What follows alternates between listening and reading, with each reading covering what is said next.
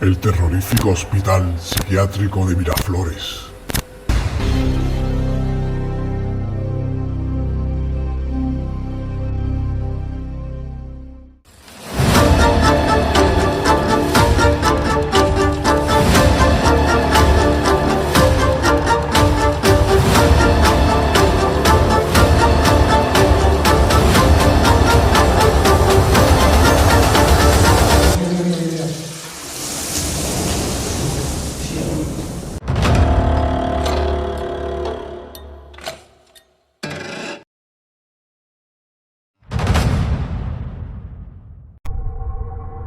El psiquiátrico de Miraflores se construyó en el año de 1885 en una comunidad de Sevilla, en España, y funcionó como manicomio hasta el año de 1999, cuando el gobierno decidió retirar los fondos que hacían funcionar ese hospital, por lo que no pudo subsistir y cerró sus puertas de manera definitiva.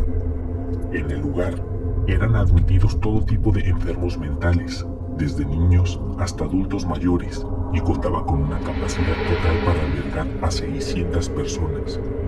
Los pasillos eran oscuros y sombríos, pues se veía reflejada la tristeza que albergaba ese sitio, dado que la mayoría de las personas habían llegado por abandono de sus familiares o por algún crimen que habían cometido como homicidios, y dada su condición, eran mandados para ser tratados al psiquiátrico de Miraflores. Cabe señalar que aunque este hospital mental recibía fondos del gobierno, era muy austero por la cantidad de gente que era tratada dentro de sus instalaciones. Algunos informes dicen que se hacían investigaciones un tanto crueles con la finalidad de estudiar enfermedades mentales, lo que llevaba a hacer descargas con electroshocks a personas que no lo requerían hasta abrirles paso a la muerte.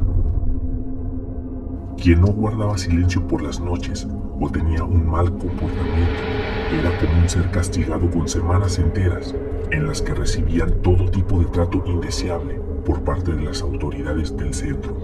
Muchas veces la comida era repugnante y apenas bastaba para alimentar a los internos 1 o 2 veces al día.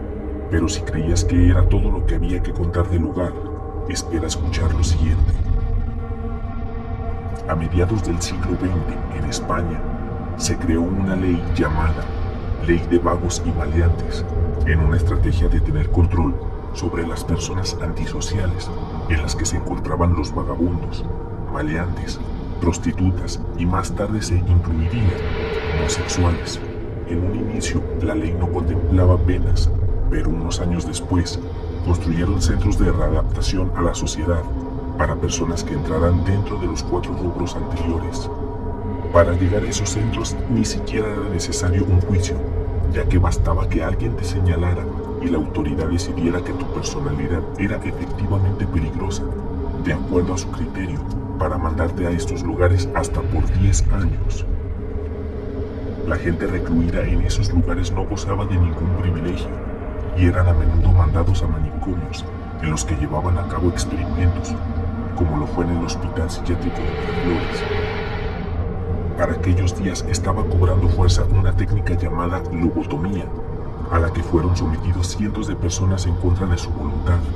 Esta técnica constaba en perforar el cráneo de la persona, meter una especie de aguja y moverla de un lado a otro para romper las conexiones neuronales, que posteriormente les daría cierta estabilidad emocional a los pacientes.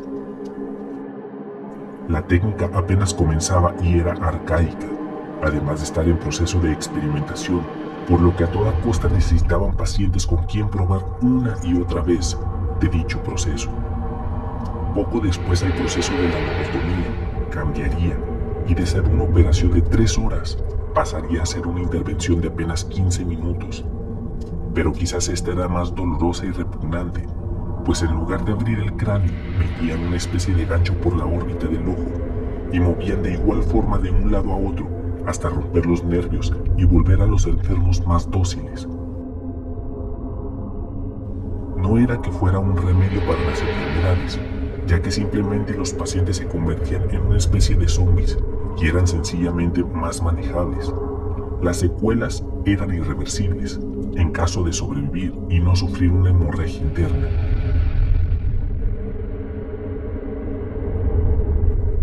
De acuerdo a estudios realizados, la lobotomización solo obtuvo un 10% de efectividad en la historia, pero para una persona declarada clínicamente inestable, solo tenía esta opción o pasar una cadena perpetua en un manicomio.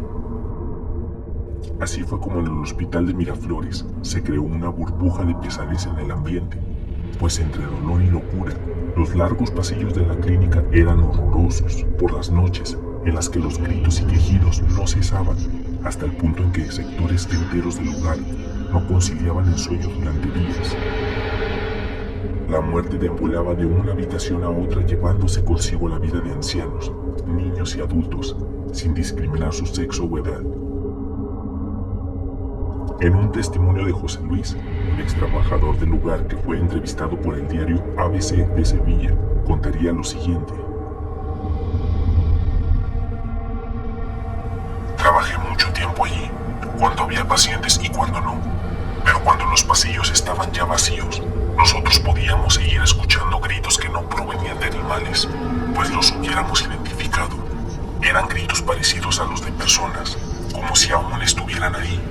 Y cuando caminas por las noches es común escuchar gruñidos o el vaivén de las luces que se encendían y se apagaban tras de ti. Es horrible.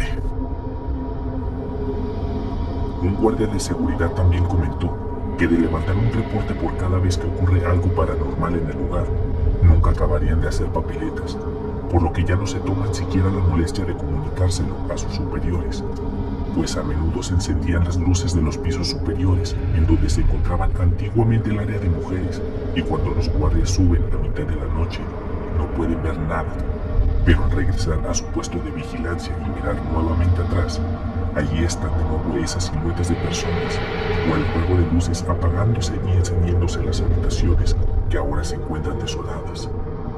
Coincidencia o no, todos mencionan que la hora en que más se presentan estos fenómenos es alrededor de las 3 de la madrugada.